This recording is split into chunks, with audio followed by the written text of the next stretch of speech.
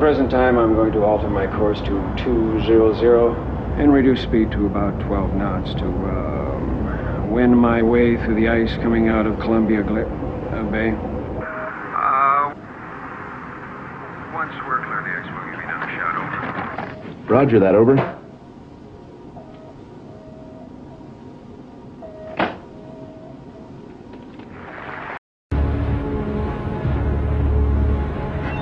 That red light, sir? It's still to starboard. Oh, yeah? Should be to port, sir.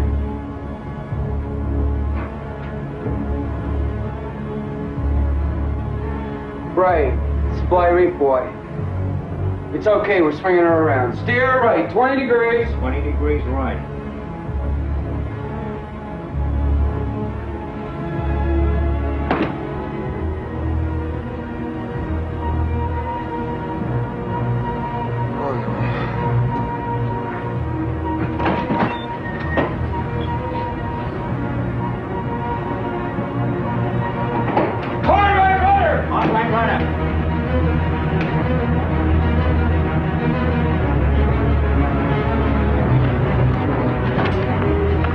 Serious trouble, sir. We have some kind of navigation problem.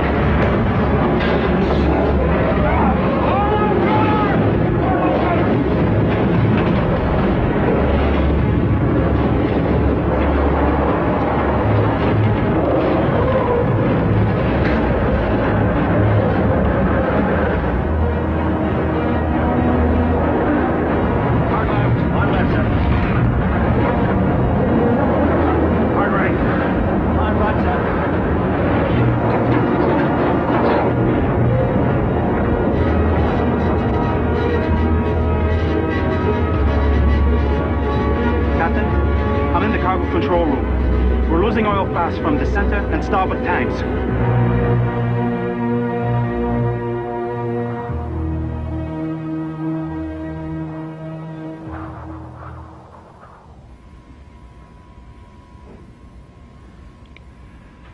Yeah, it's a Valdez back. Should be on your radar there. We've fetched up hard of ground.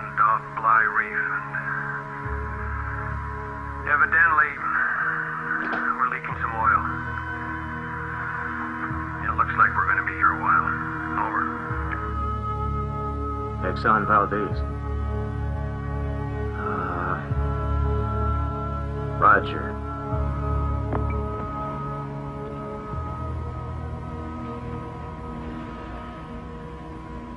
I guess this is one way to end your career.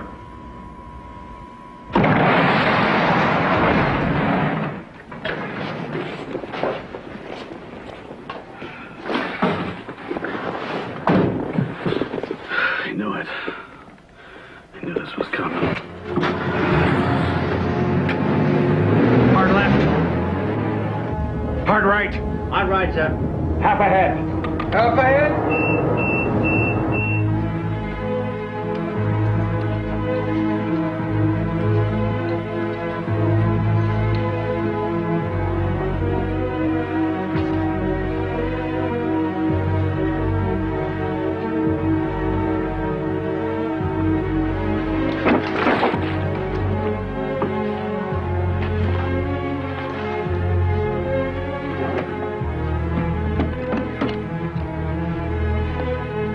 Hard left.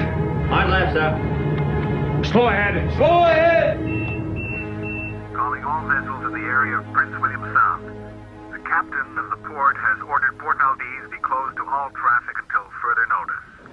It seems like he was trying to avoid heavy ice. So he hits the reef instead? And what's Alieska doing? They're supposed to launch the emergency response. Larry Shire is on his way to the terminal right now to mobilize his guys. I'm sending a boat to the ship. You ready? You bet. You bet I'm ready. This could be a pollution disaster. The first thing I need to know is exactly how much oil she's losing. I told Alieska we're going to need chemical dispersants. They reckon they have 50 drums at the terminal. 50? Is that all? The contingency plan says they're supposed to have damn near 400. I know. I told them to get more, wherever they could find it. Just hope these Alieska guys are on top of this thing.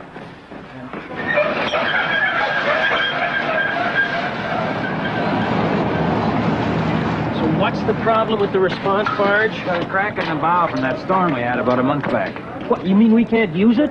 Well, actually, the crack's above the waterline, so I suppose it'll put to sea okay. Is it loaded up? Hell no. We took all the equipment off after the Thompson Pass spill to clean it up, and then we didn't put it back on again because we were going to fix the bow. Well, you better get it loaded back up and fast.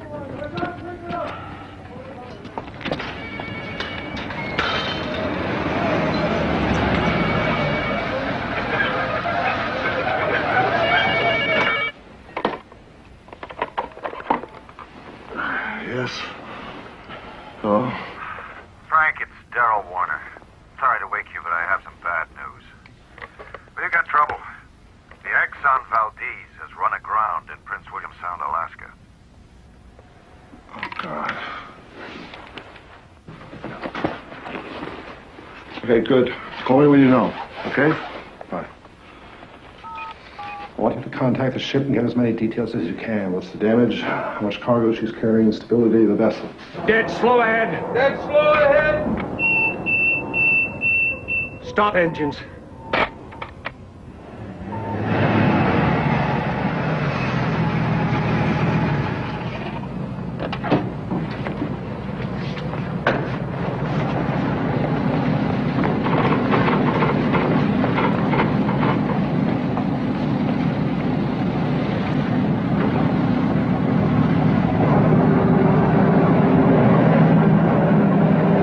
Until we know the scale of the problem, Craig, just have everybody on alert.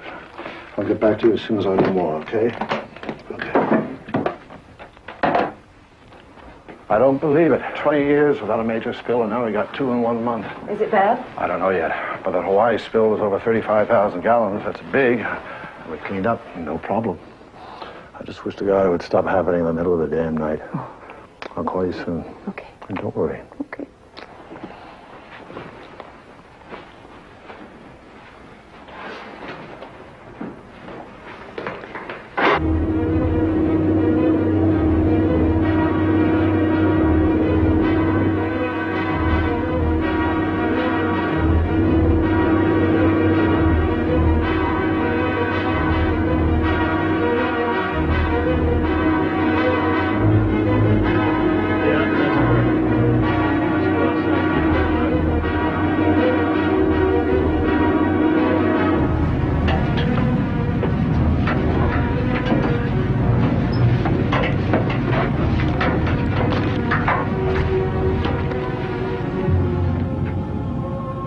We're coming up on the Exxon Valdez. She is hard aground and is on a slight list.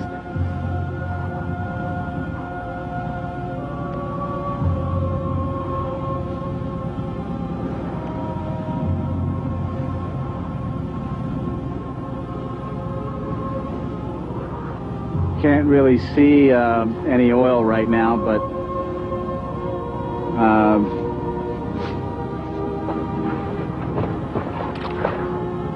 sure can smell it. Real bad fumes all around, and you can see a thick black line running all along the hull.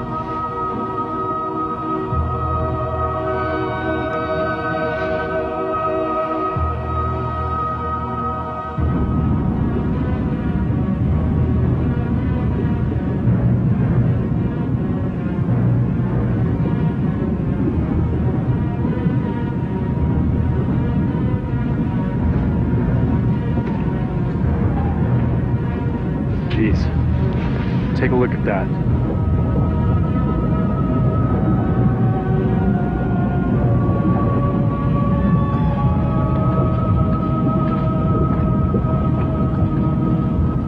Captain? What exactly is the nature of the problem? I think you're looking at it.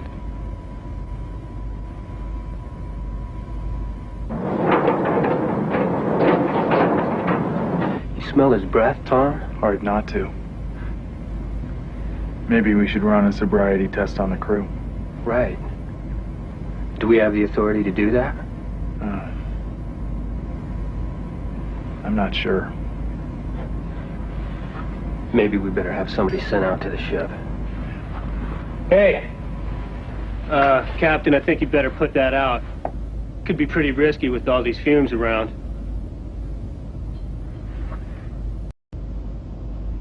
Are you sure? She's lost how much? 6 million gallons. Stuff's just pouring out. The total cargo's over 50 million gallons, so obviously we got to get that oil off the ship fast.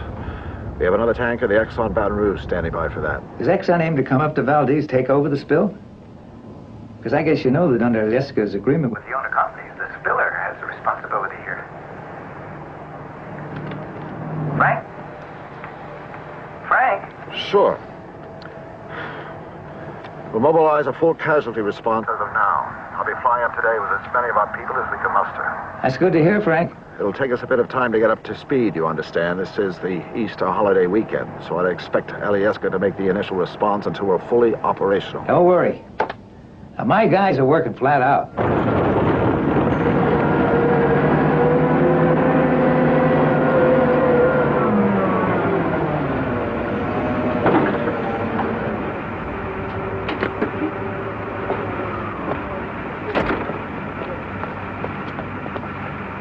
Hey! Dave!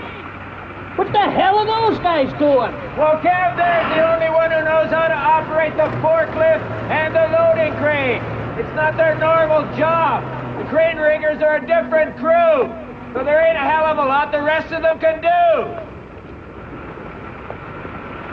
Larry, we just had a call from the Coast Guard. The priority now is to get the oil off the ship. They want all hoses and fenders out to the side right away. We better use that fast tug to see flyer. We just loaded that stuff onto the barge. Well, it'll just have to be unloaded.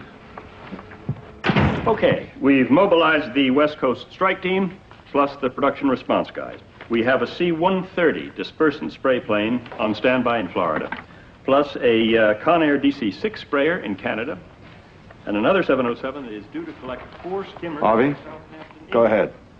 I spoke to Coast Guard Commander Steve McCall in Valdez, Frank. He's the federal on-scene coordinator for the spill. Okay, so what's he say? He says we're authorized to use dispersant in Zone 1. You're sure about that? Because with this much oil, dispersants are going to be our #1 tool. So I want to be 100% certain, Harvey. I'm telling you what the man said. I asked him, do we have a go? He said, in Zone 1, yes, you do.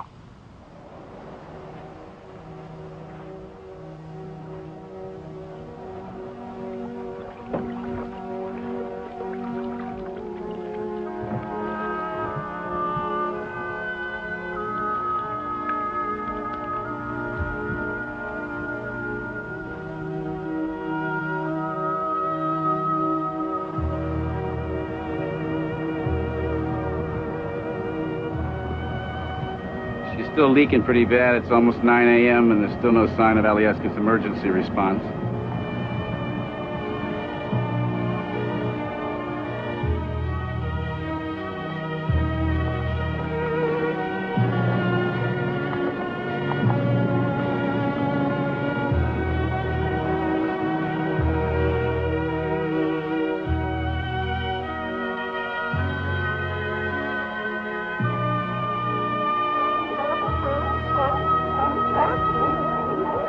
What's taking so long, Larry? The ship's still pouring oil. We need that equipment fast. What are you doing? The plan says you should be here by now. Hey, Dan. Relax, will you? It's on its way. Everything's being deployed. What? What's being deployed? Can you tell me? Look, Dan, it's all on the way, okay? So just stay cool. Look, I'll get back to you. What's on its way? What's being deployed? Everything, Dan. Jeez, that guy.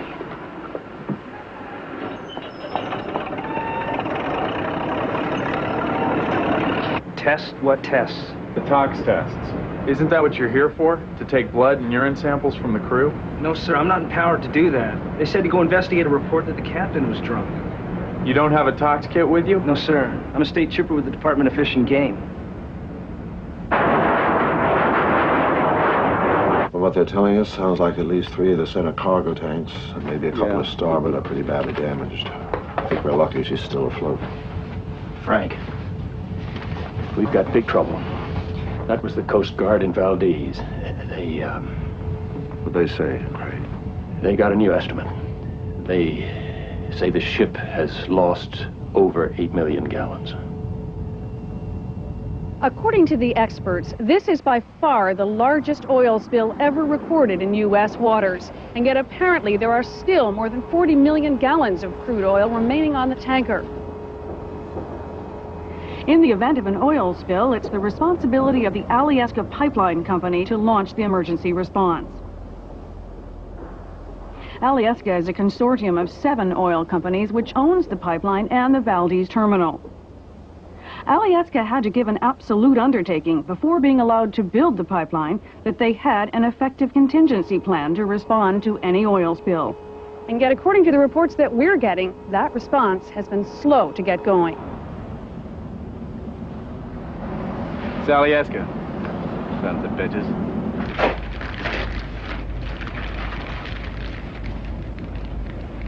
You just stick it in there. I don't think I can do it right now. What? I'm sorry. If you can't piss, you can't piss. Try me later.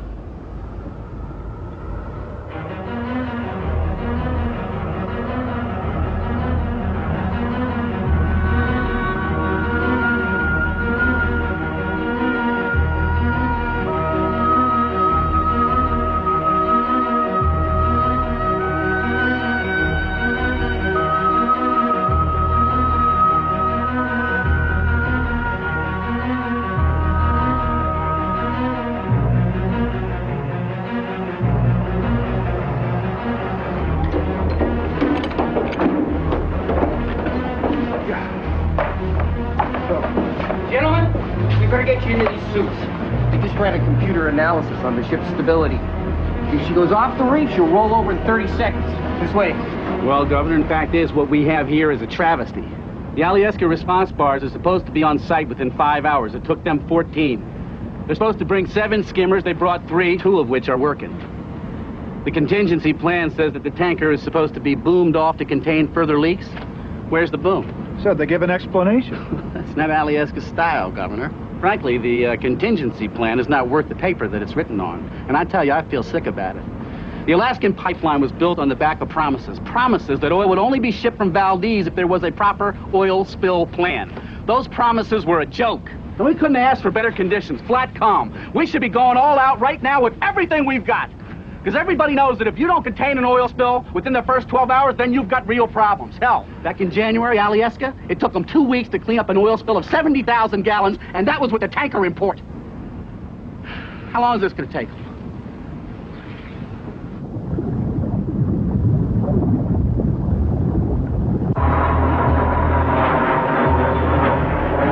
There she is. Get the cameras.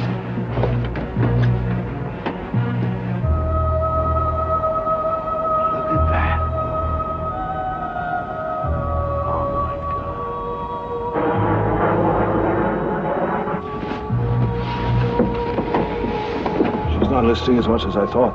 Yeah, maybe only 4 or 5 degrees. That's good. This ship must cover 5 square miles already. Thank God the water's calmed.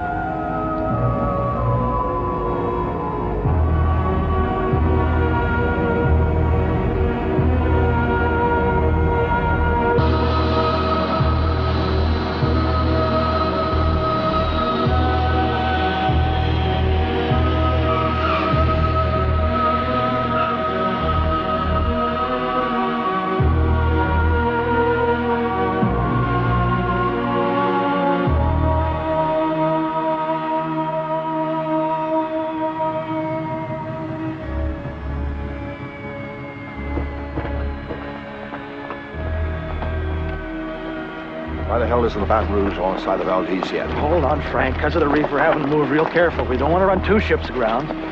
Also, we now estimate that only 15% of the Valdez is sitting on the reef. It's kind of balanced amidships. Transfer of any weight could snap its back. Are you saying if we take off the oil, the ship could break up? Well, that's a definite risk. I'm not trying to teach you your business, Bill. You're the skipper of this ship now, but frankly, we have no choice here. We have to get that stuff off. We can't just abandon over 40 million gallons of oil in the middle of the ocean. Whatever it takes, we have to keep that tanker on the reef.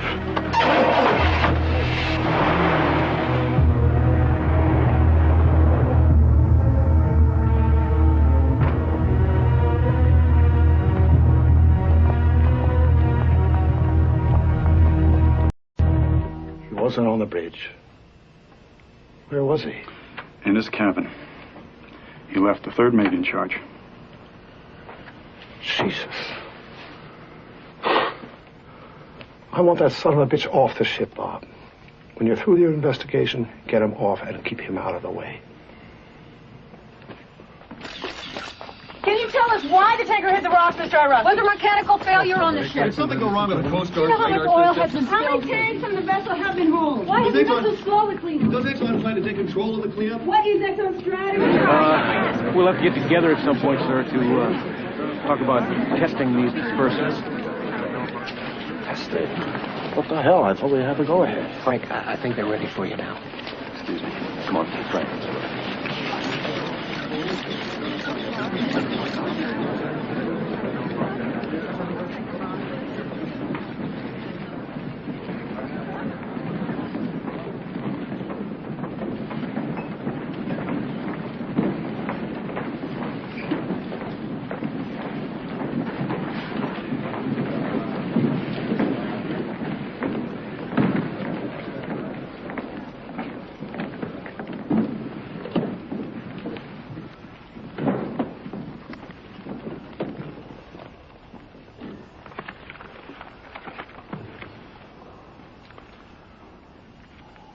On behalf of Exxon, I wish to express our regrets for any anxiety or inconvenience caused as a result of the grounding of the Exxon Valdez. Let me assure you that Exxon is mobilizing all the available resources to mitigate the impact from this incident. I also want to state clearly that Exxon has assumed full financial responsibility for the cleanup. Right now, we have two very important objectives: to move aggressively to collect or disperse the oil on the water. Time here is critical. We estimate the slick covers 6 square miles. It's spreading southwards, and we need to move quickly to contain it. Our first option will be to apply chemical dispersants. We also plan to try and burn off some of the slick. At the same time, we need to move cautiously to get the rest of the oil off the ship. This won't be easy. Why wasn't something done earlier? Why did it take 12 to 14 hours for any containment efforts to happen? Well, Alaska sure got me out of bed in a hurry. I assume they also had a lot of other people scrambling early on. What were they doing? I don't know. I was in Houston. Are you satisfied, or do you have questions? I have a lot of questions. What are you going to do about our herring and salmon? The commercial fishing season starts in 2 weeks' time. It's our livelihood. I'm not an expert on that, but certainly it's something we're going to be very conscious of. It sounds like the decision has already been made to use dispersants. Is that correct? Well, as I understand it, we have authority to test. If it's effective, then we'll start full-scale operations. What exactly is dispersant? Is it toxic? No, it's not toxic. It's totally non-toxic. Wait a minute. The EPA agrees with that. The Environmental Protection Agency... May I? My name is Ricky Ott. I represent the local fishermen of Cordova District Fishermen United. Dispersants are like Joy's soap. They break up the oil on the surface and push it down into the water column. I don't think we agree with that. If you take dispersant and put it into a container of oil and shake it up, there's no oil anywhere. That's not true. There have been studies done that show fish pick it up across their gills. The hydrocarbons are stored in their body fat. That's why we're so concerned about dispersants. Okay, let me bring in Dr. Alamaki here. He's a PhD in sciences with Exxon and Anchorage. He's in a better position to answer these questions than I am. Before you go any further, I have a master's in oil pollution, PhD in sediment pollution, master's in marine biology, and a PhD in fisheries.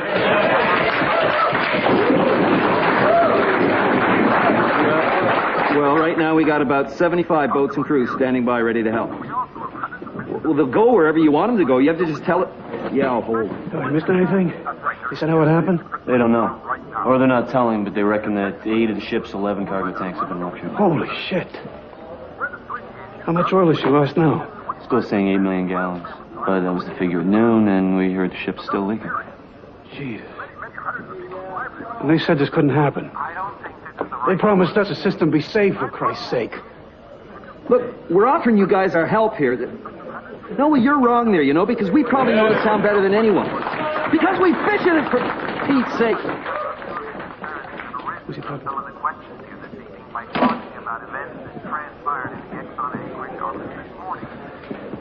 These guys. Alyeska, I've been on the phone all day offering our boats to help with this thing. You know what he just said? This is an oil spill. We don't use amateurs. Or none of professionals.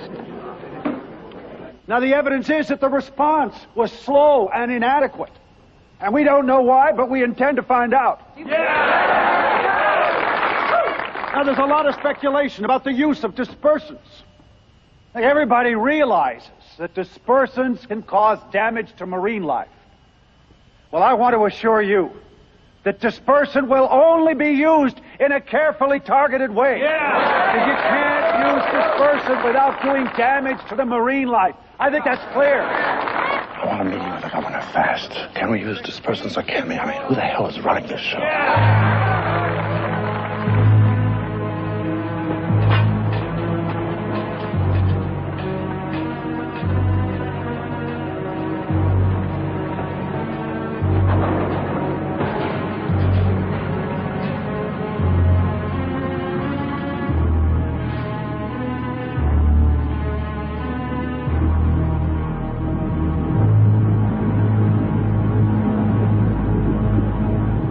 No question, oil is big in Alaska. It provides 80% of the state's income, and it pays every resident Alaskan an annual royalty check of over $800 just for living here. And that's on top of no state taxes to pay. But Alaska also prides itself in being the last great wilderness. Yesterday, that wilderness... You call them up and find out what we need, okay? Hey, John, why don't you get on over to Exxon and find out what kind of equipment they're ordering, because if Alyeska doesn't have the right kind of boom, we want to make sure that Exxon does. Alyeska's response has been totally unacceptable.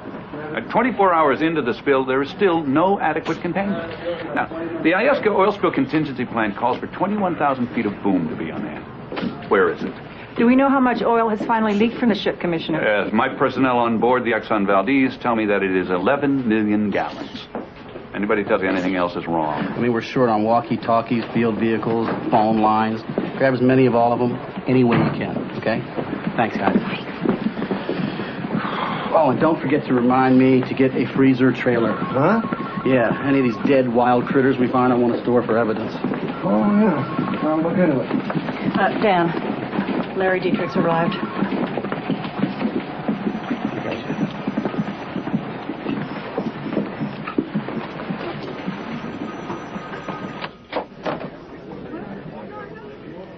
Hi, Dan. Hi, Larry. Jim? Al?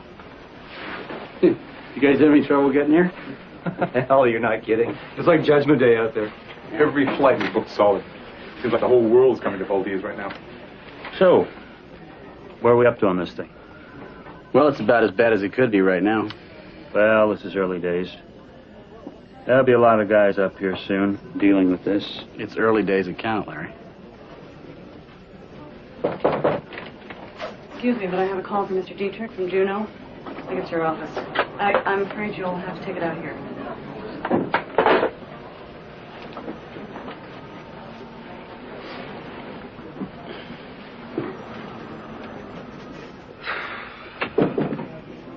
Well, so you guys probably want to know what's going on, right?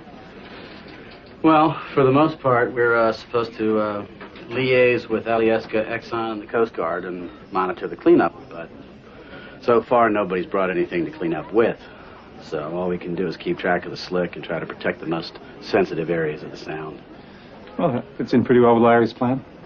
Larry's plan? What's that? His idea is to split the sound into two sectors. Jim and I will cover the near response here by the ship up to Valdez Narrows.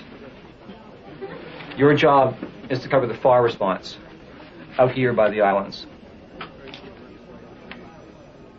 Well, that's great, but I mean, you know, what about your sector? Well, Larry wants us to find boom to put across to Titlic Narrows. What the hell for? To protect the native village of Titlic, of course. It's only 6 miles from the grounding site. But the slick is not headed that way. The current in the sound moves southwest. That's the way the slick is going. It was never headed for Titlic. Are you sure, Dan? Larry told us that it... Larry's wrong. I mean, come on, guys. I've been in the Valdez office for 12 years. And I'm telling you, if you boom off to Titlic, this department's going to be the laughing stock. So, please, don't do it. Okay, you guys filled Dan in on what we're going to be doing?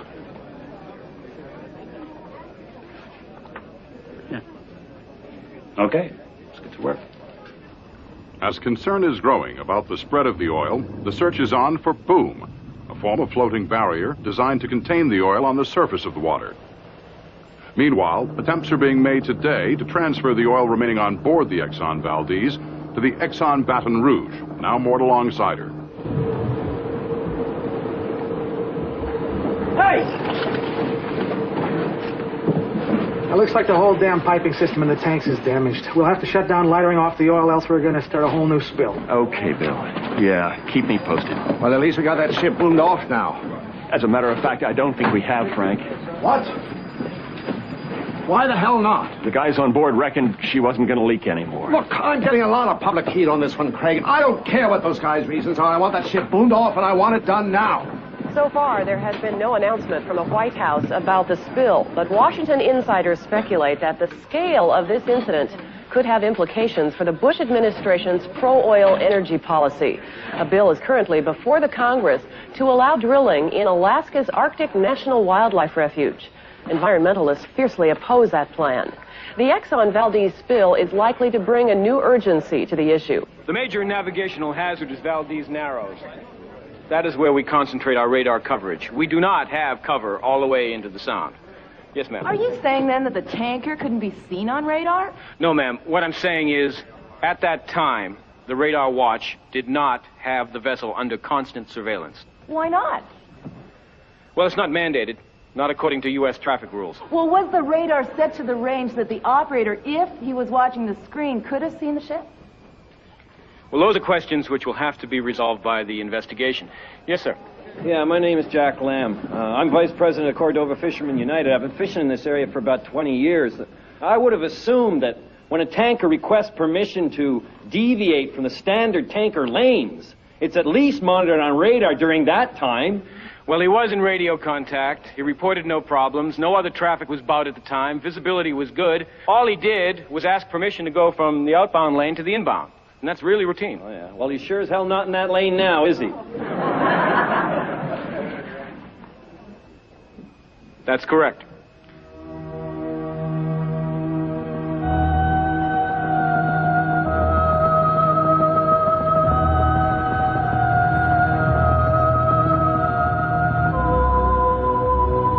Whose rules are we playing under here? I mean, I thought we were dealing with Alyeska, but where's Alyeska? I mean, ever since this thing began, they seem to have shrunk into the background. Do we know what our legal position is on that, Michelle? Well, under the state's contingency plan, Alyeska is responsible for tanker spills in Prince William Sound. But federal law puts the obligation on the spiller. That's Exxon. So, which takes priority? Law doesn't say. Terrific. Alyeska, of course, is claiming that their response on day one was merely on Exxon's behalf. That's bull. It suits Alyeska to say that because they weren't prepared, just as it does every other oil company in the consortium. Because BP and Arco aren't shedding any tears over Exxon. They're rivals in the same damn business. All they care about is getting back to shipping oil from that pipeline at a profit of $400,000 an hour. Excuse me, but I have a guy from the Coast Guard on the line. All right, I'll take it. Thanks, Dan. I appreciate that.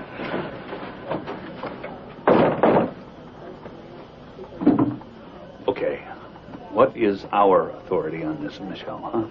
Basically, Denny, unless the spiller fails in his duty to clean up, the state can only watch and advise. So you're saying that we have absolutely no say in this unless Exxon screws up? Essentially, yes. But then it's too late. I know. But if we step in too early, they could legally walk away, leaving us to foot the bill. Catch-22. Well, I don't think the state can be seen to just do nothing on this.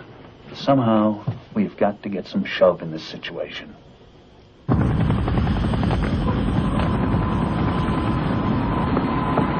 Damn it, I have to go back. I forgot the video camera. What? I have to be able to show the results. This is a dispersant test, remember? It's gonna be too dark if we don't hurry this up. What's with all this testing? Anyway, let's just do it. He can call it what he likes. Frankly, once we get up there, we drop as much of the damn stuff as we can.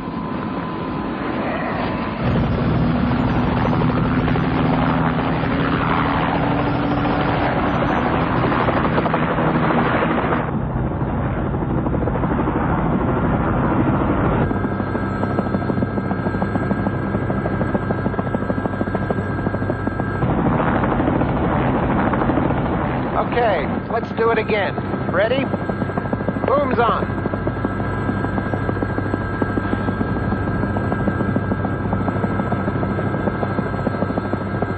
That's good. You're looking real good. You see where the light is reflecting better on where they just sprayed? That's because the dispersant is breaking up the oil. You see that, Commander? I'm not sure. It's not showing very clearly through the camera. If you put the camera down, you can see it better. Look, there's a path a mile long going right through the middle of the slick. I don't think it's going to show much on the video. The light's too low. You just have to look. It's all there. It's no good, Frank. If I can't show the test, other people won't be able to evaluate if we should go ahead. Well, let's check with Kelso's guys in the observation chopper. DC? DC, how is that for you guys? We're not sure, Dr. Lindblom. Some of the guys here are saying they think the plane may have sprayed over water, not oil. There's nothing to say that I can't continue testing as long as it takes. If you guys want to try another trial run tomorrow, it's fine with me. We didn't get a permit for today's test until almost 2 o'clock, Commander. That process has got to be speeded up. Well, your spray plane from Anchorage didn't arrive till nearly 4 o'clock. Underlining growing national concern for the spill was the arrival in Valdez today of Rear Admiral Edward Nelson, Jr., commander of the Alaska Coast Guard. There was speculation that the admiral would be taking over from Commander Steve McCall as the federal on-scene coordinator, but Nelson denied this.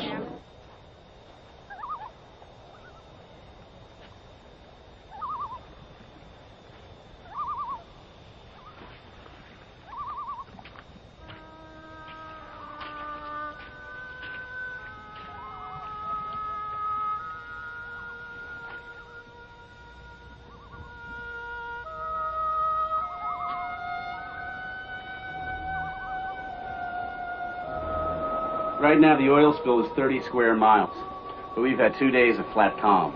Essentially, absolutely no cleanup is going on here. So what is Exxon up to? Well, they're trying to mobilize booms and skimmers from right around the world. That takes time.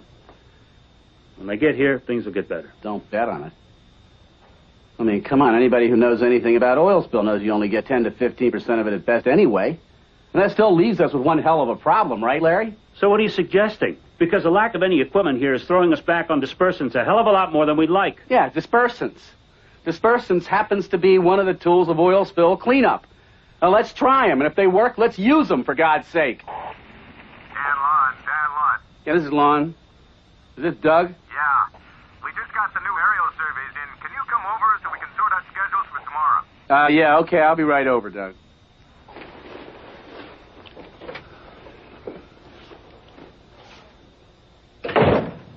Dan Lawn.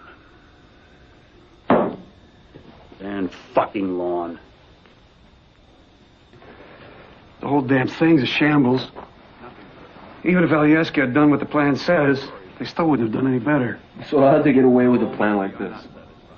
Ask Kelso and his guys in DEC. They approved it. Still not provided an adequate response structure, in spite of the fact that they... From what I hear, Kelso never even read it. We are still having trouble getting information out of Exxon because they refuse to allow us proper access. They promise us boom, they promise us boats, they provide nothing.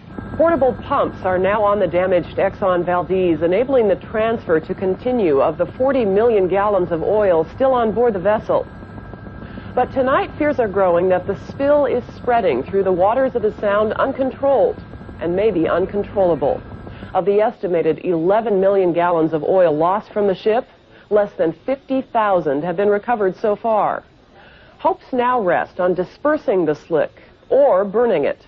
The first test burn will happen tonight, apparently.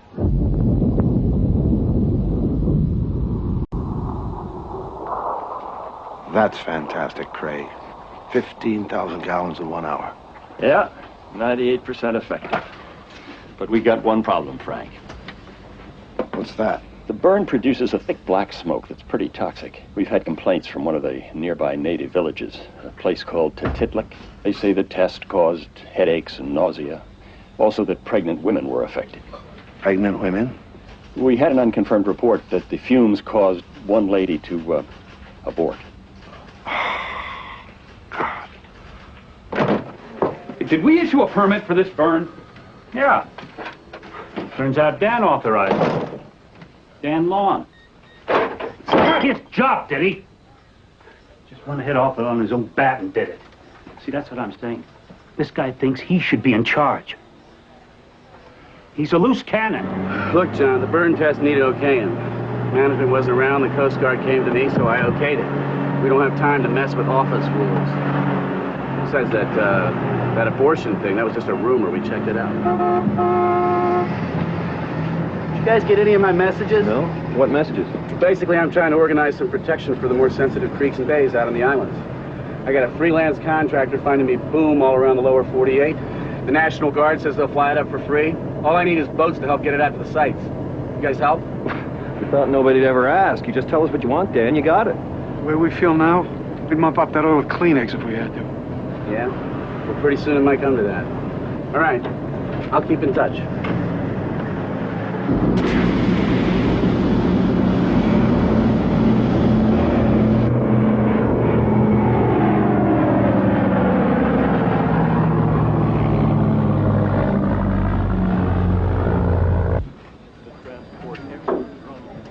Can I talk to you? We're going to start shipping oil tomorrow, Dan. What's that? What? We're going to open the terminals to tankers tomorrow. Well, what are you talking about, Theo? We're in the middle of a cleanup here, for Christ's sake. Besides, you don't have any tugs at the terminals. They're all down at the Valdez. Well, that's simple. We'll take our tugs back. There are tugs. We'll do with them what the hell we like. What's Exxon supposed to do then? That's Exxon's problem. What concerns me, Frank, is the public perception that nothing's being done. Now, why in God's name are we still testing these dispersants? I wish I knew, Bill. McCall has the right to authorize dispersants to Zone 1, but he keeps referring the decision to the state. So what's the state's problem? Well, my guess is the governor doesn't want to upset the fishermen or his environmental people. The problem is we can't get to see him about it. I'm going to be in Washington tomorrow. And if it'll help, I'll talk to Secretary Skinner. I'll try to see the president himself if necessary. We obviously need some push here. Well, we have to do something. Right now, that oil is just sitting there. How about yourself, Frank? Can you cut down on these press conferences? I mean, 2 a day seems an awful lot with everything else you got to do. I don't think we can change that now, Bill. The press here would probably lynch us. Maybe we should get Don Cornett down from Anchorage To help you out. Okay. And if I could come in here, Frank, I think we need to make these press shows work a little better for us. Right now, we seem to be everybody's favorite punching bag. So maybe we should get off the ropes and start hitting back. Okay, Frank. Whatever you say, Bill.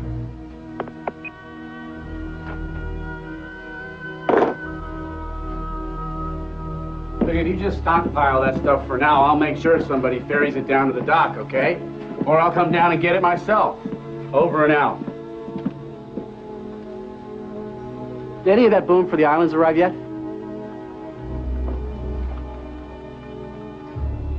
What's the matter?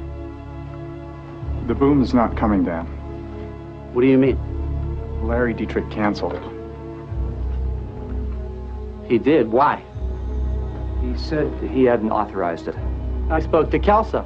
Larry said it was too expensive, something about the department only having 50 grand available. Oh, guys, this is an emergency here. We do not have time to nickel and dime. Just telling you what Larry said, Dan. And he's the guy running our field ops. Sorry, Dan. Yeah? Great. That's great. You know, we ought to put everybody back on an airplane and send them home.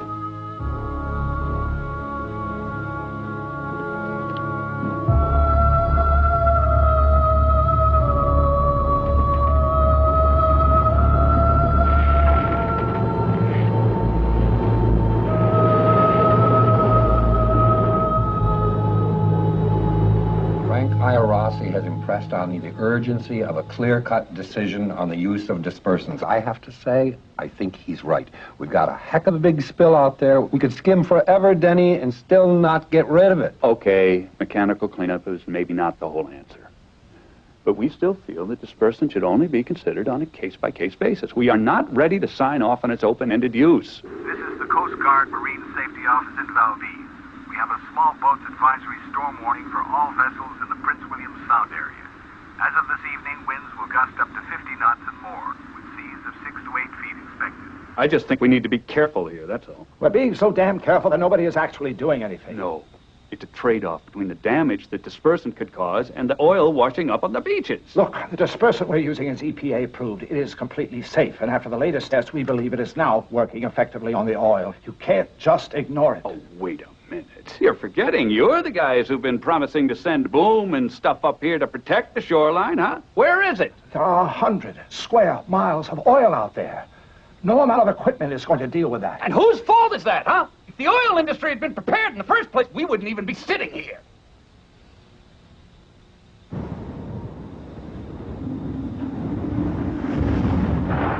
Well, I take it then, gentlemen, madam, that we have agreement to use dispersant in Zone 1?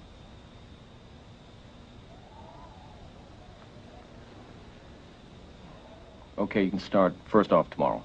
Only don't get too carried away. I'd recommend that you stick just to the leading edge of Zone 1. Port, get it! We're gonna hit that slick with everything we got, Craig. Bomb the hell out of it! Governor Cooper of Alaska tonight declared a state of emergency as a first step to persuading Washington to take charge of the cleanup. To date, the White House has remained unusually silent on the first major environmental crisis of the Bush presidency. But whatever happens now, it may do little to change a worsening situation in Prince William Sound. After 3 days of good weather, less than 1% of the oil has been recovered from the water.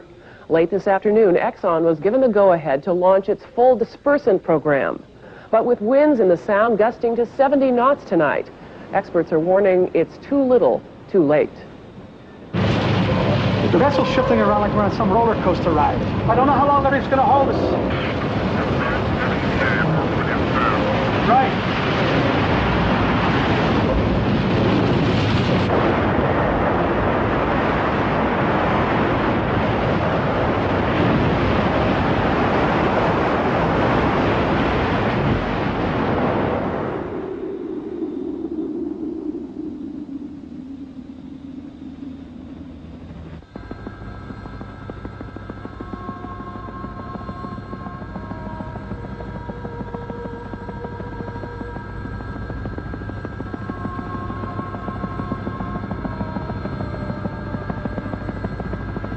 Naked Island, Peak Island, Smith, Eleanor Island, Ingot Island too. They've all been hit. That's almost 40 miles it's moved in one night.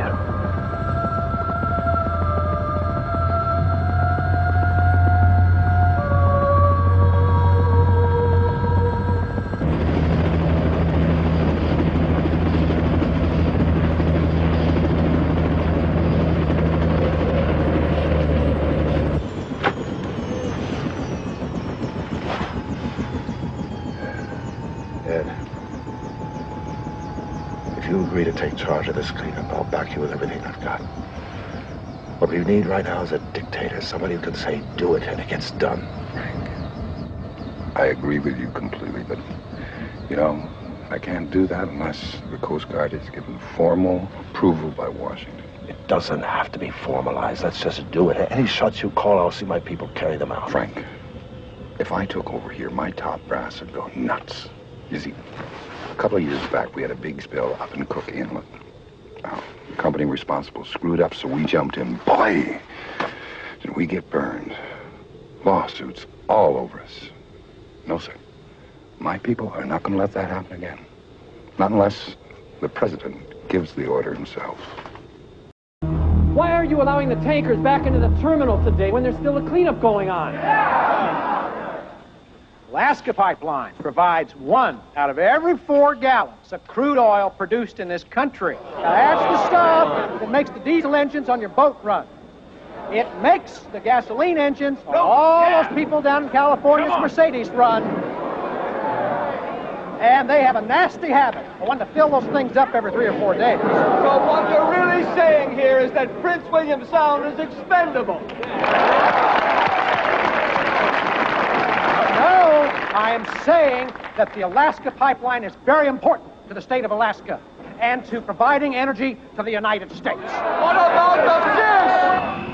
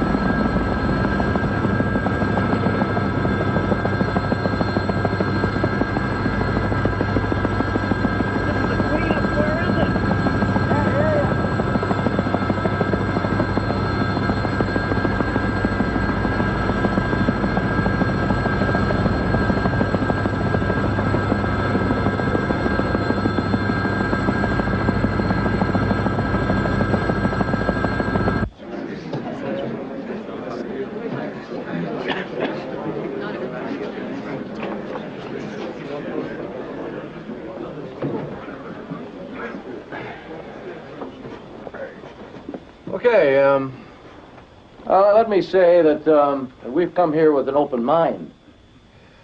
We flew over this lick yesterday and again today, and so we have a pretty good idea of what's happening. But what we need to get from you people is whether enough is being done. Seal Rocks, here, is a big breeding ground where 1,000 pups are born every May. We know that the seal population within the Sound has already declined 40% since 1984. But can't they go somewhere else, these seals? Where would you suggest they go, Senator?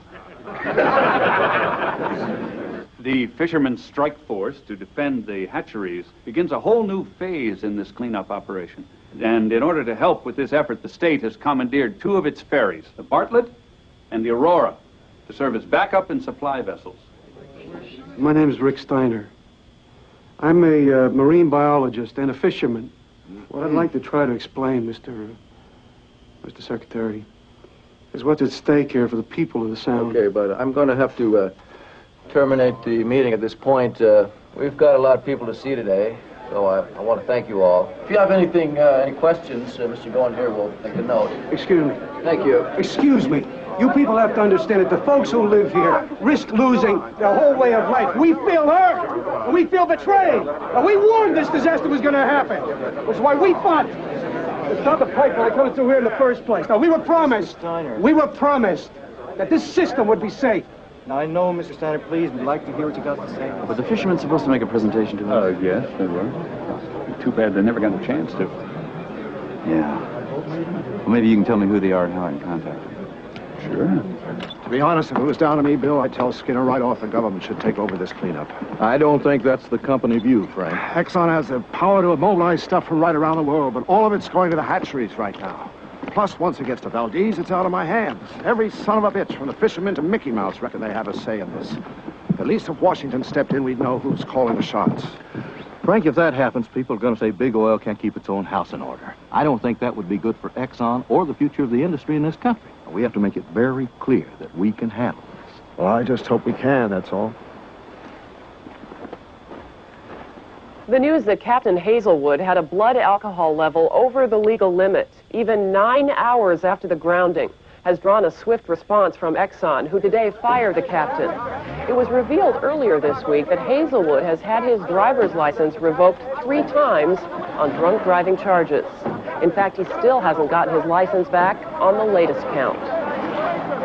Exxon has admitted it knew Hazelwood entered an alcohol treatment program back in 1985. So the question now being asked is, what was a captain with a known drinking problem doing skippering one of the company's biggest oil tankers? Okay. Now, I want you to know that Exxon doesn't have anything to worry about. But I do have to tell the president exactly what you're doing to clean up this mess and, you know, what you've got planned.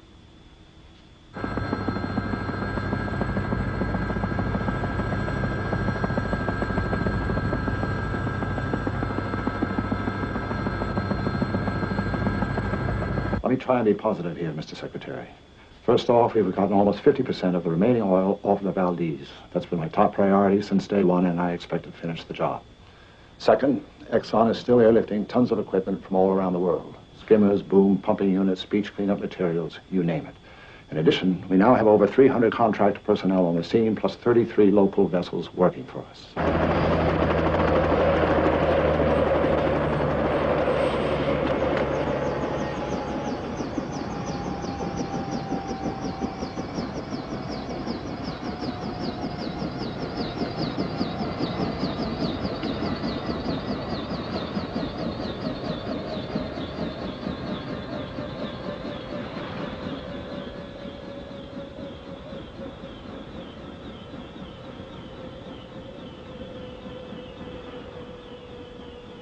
Okay, let me say a word about dispersants.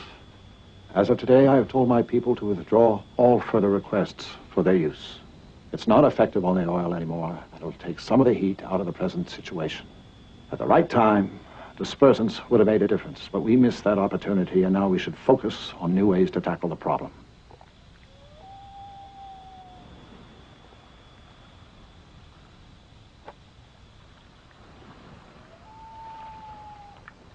Now, tell me this. In your opinion, could the government do anything more than is already being done? Frankly, no. I don't believe so.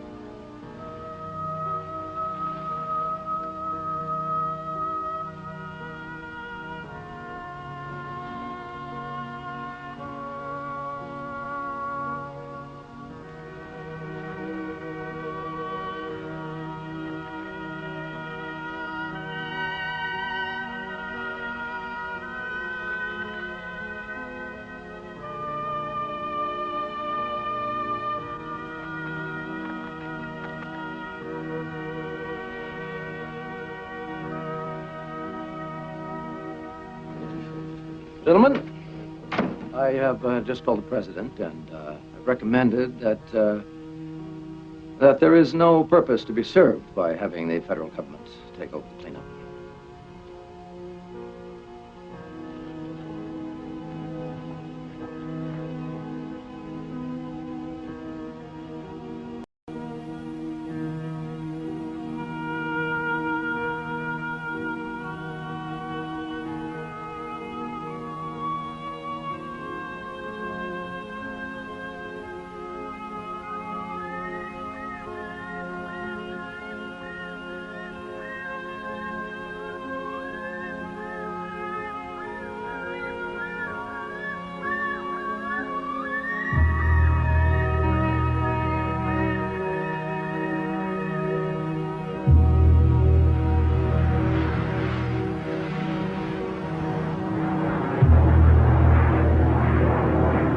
Do you want to tell the president, Bill, that the Coast Guard is not on top of this job? Is that what you're saying? Hold on, I'm not trying to place the blame here. Well, that's what it sounds like. I'm telling you, that's how folks in Washington are going to read it. That is how the media will read it. Now look, these oil companies are making $1 billion a year profit on that pipeline. And from what we saw, not much of it's going into accident prevention or effective spill technology. Bill, our job is to give the president an operational report, not a lecture. Let me tell you something else, Bill. The Federal Crisis Fund totals only $4 million. Now, this cleanup is costing Exxon $1 million each day. Makes sense to let them pay. All right. Okay, this is all I'm saying. There are lessons to be learned from this spill, and we better show that we're going to take them to heart. It's not all hunky-dory here. Bill, nobody is denying that the cleanup started badly, but right now there is a massive mobilization underway to rectify that. Exxon has hundreds of people involved. They've agreed to pay, and they are committed to finishing this job. The state and the Coast Guard are working with them. If you have a better plan, I would like to hear it. At the White House press briefing, Admiral Yost of the Coast Guard said that Exxon was doing a most craftsmanlike job. Mr. Riley of the Environmental Protection Agency then spoke up for controversial plans to open new oil fields in Alaska. Until last Friday's spill, he claimed, oil production in Alaska had been conducted responsibly and with care for the environment. You've recovered less than 2% of the oil from the water. Does that mean that the cleanup is going badly? No, I think cleanup's going very well. It takes a while to get everything deployed and working. Hey, you've been saying that for days, all right? And nothing's being done. We are going to pick up, one way or another, all the oil that's out there. We hope to leave Prince William Sound just as we found it. It's been 8 days now. Seems to me this whole thing is just a miserable failure. No, what it is, it's not a soap opera. It's a cleanup. Now, we're not going to oil birds just so you guys have something to point your cameras at. The price of gas in the lower 48's gone up 10 cents a gallon. You expect to make a profit off of this tragedy? I'll recognize a question, not a speech. You're making a lot of money off this oil, and you're not giving anything back. People in this town want to help clean up this spill, and you're not hiring. Come on, man.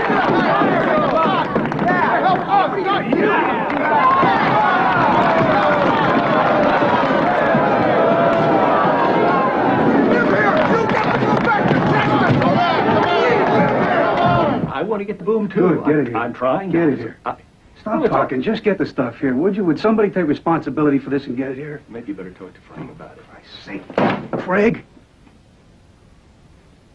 Those hatcheries are going to be swamped if we don't get them that boom. You promised it'd be here today. You promised me, man. Because that's what I was told, Rick. I thought it would be here, too. I swear to God. Outside and take a break, Craig.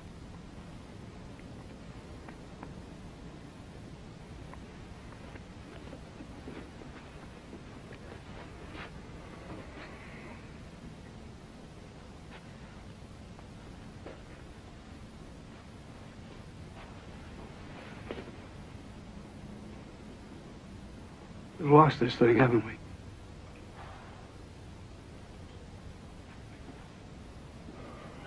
Yes. I'm afraid so.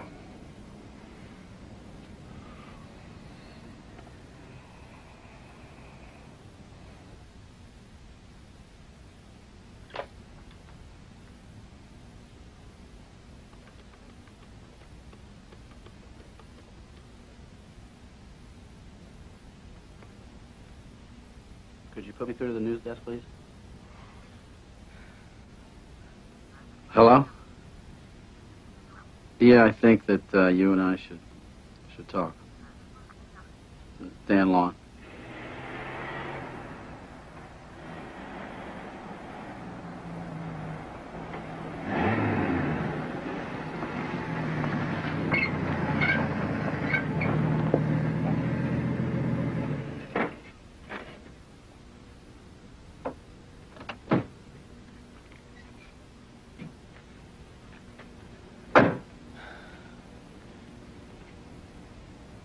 Anybody who had anything to do with the oil industry in this state knew that sooner or later the big one was bound to happen. Hell, I've been monitoring Alyeska for years, and I knew that they were busting every rule in the book. Did you report these violations? Of course I did. But every time I tried to take enforcement action against Alyeska, my supervisors made me feel like I was the one that was making trouble. How do you account for that? You better ask them. Yeah. Welcome to Alaska, pal. You know?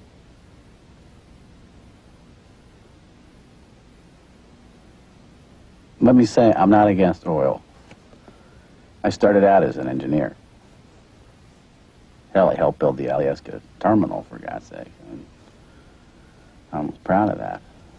I thought it was the beginning of something new and bright. But everybody got hooked on the black stuff, you know?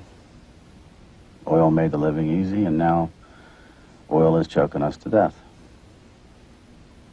See, we never tried to shut down the pipeline to make Alyeska do what it promised. That's the problem. You know, turn off a quarter of the nation's oil for a day or two, maybe add a few cents to the price of gasoline. Unthinkable. Unthinkable. But, I mean, is it worse than losing your favorite place on Earth?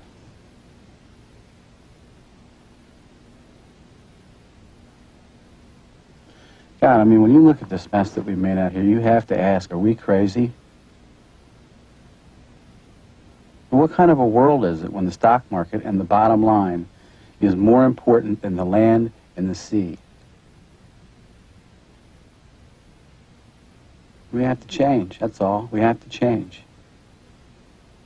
Or else we're going to destroy everything we love the best. 2 months after the spill, Dan Lawn's superiors at ADEC removed him from his job as district supervisor at the Valdez office. He was forbidden to have any further direct dealings with the oil industry and Alyeska.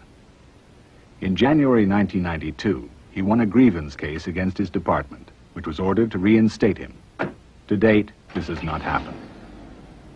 On April 5th, day 13 of the spill, Exxon completed the removal of oil from the Exxon Valdez and pulled the tanker off Bly Reef. The same day, Frank Iarossi learned he was being recalled to Houston. He quit Exxon a year later, believing attempts had been made to scapegoat him personally for the accident.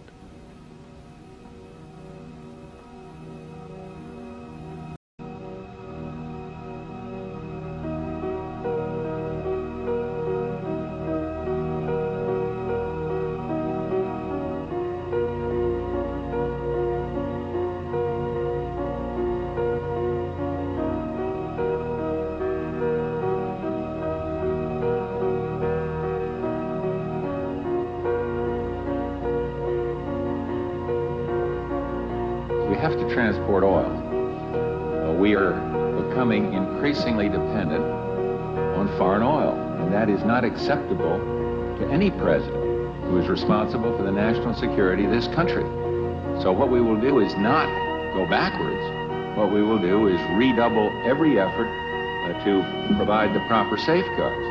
And I think most people are reasonable enough and fair enough to look back at the record over the years in terms of the pipeline and found that there had been very little damage, if any. Certainly there's been no lasting environmental damage. Should we shut down the Gulf of Mexico? Should we shut down the oil fields off of Louisiana because of this? And the answer would be no, that would be irresponsible. So what you do is do the best you can, express the genuine concern that you feel on the environment, and I do feel a concern, but not take irresponsible action to guard against an incident of this nature.